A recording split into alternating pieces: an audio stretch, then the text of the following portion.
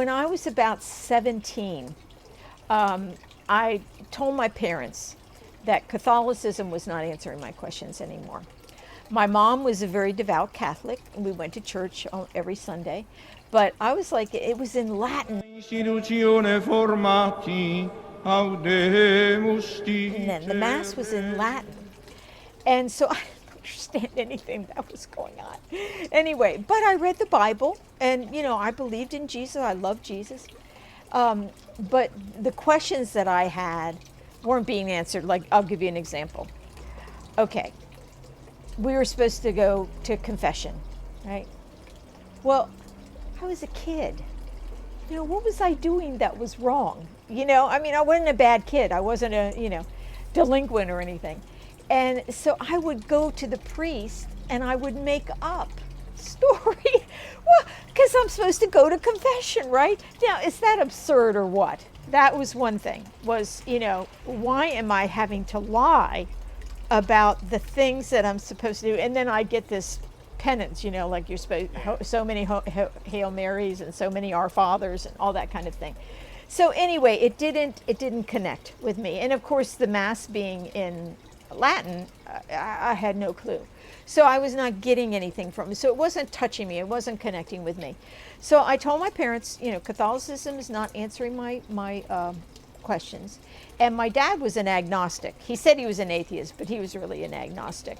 And he said, they said, fine, if you can find something that answers your questions, go for it. So I'm very fortunate that I was blessed to have a family that, allowed me and also my brothers and sister to do what we felt in our hearts that we needed to do. So I started reading Hinduism and Buddhism, and I got all confused because there was all these gods, and I said, no, but, I believe that there's only one God. And my big question was, I had friends who were different Christian denominations and a few Jewish friends. And I said, why is it if we all believe in one God, that everybody's going to a different church or synagogue or, we didn't have any mosques then, but, it would have been the same thing. Why, if we all believe in one God, are we going to all these different places? And I didn't like it that I was separated from my friends. They went there and I went here, kind of thing. So I left, I moved to Florida. I was a professional dancer at that time. And we were working at the Fontainebleau. And our musicians went on strike. And a gentleman by the name of Jay Corey, who was a jazz musician, came down because he needed a job. He wanted to come someplace warmer.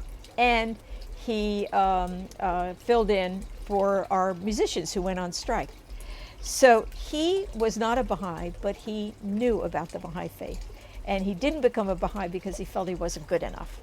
So anyway, he knew my question about why, if there was only one God, why was everybody going to different churches?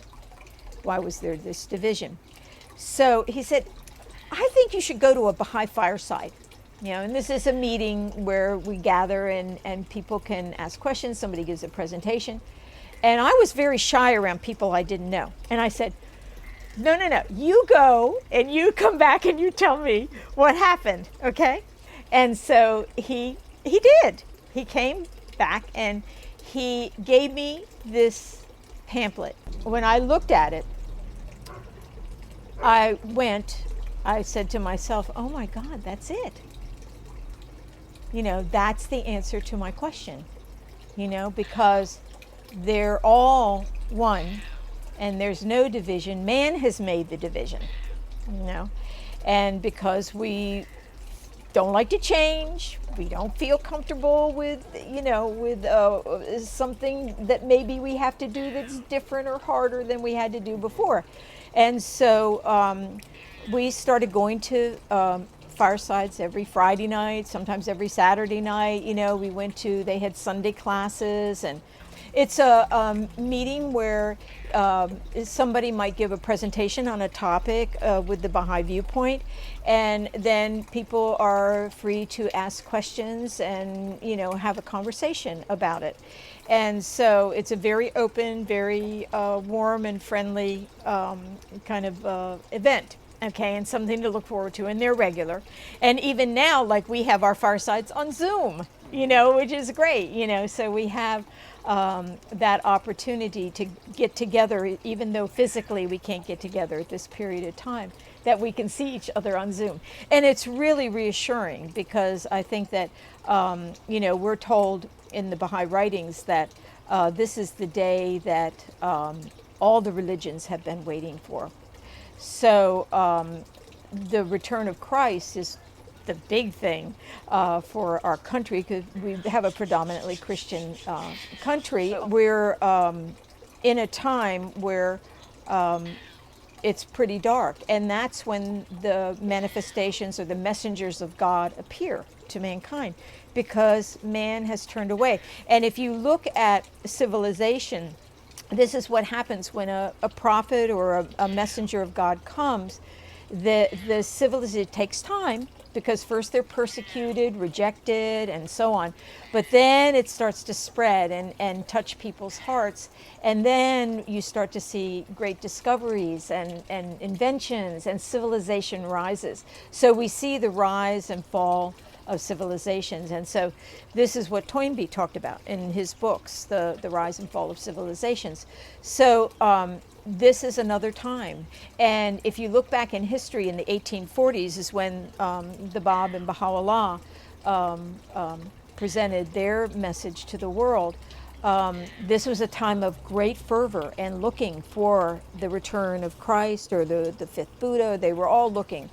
And there are quotes, and that's another subject that you can look at, that there are actually quotes in the Bible that actually refer to that period of time. And that's why everybody was looking. The Millerites, there were people at German Templars at the foot of Mount Carmel, but they were in the wrong place.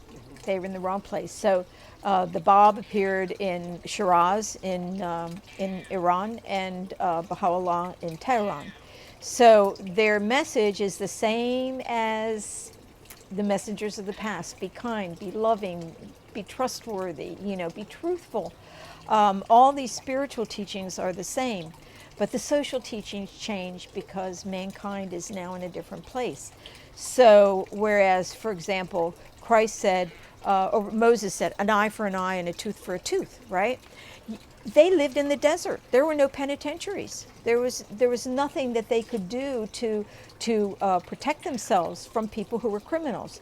So they had to, you know, if it was somebody killed somebody, they were killed. If somebody stole something, they cut off their hand. It was very primitive, but they didn't have any other, you know, solution.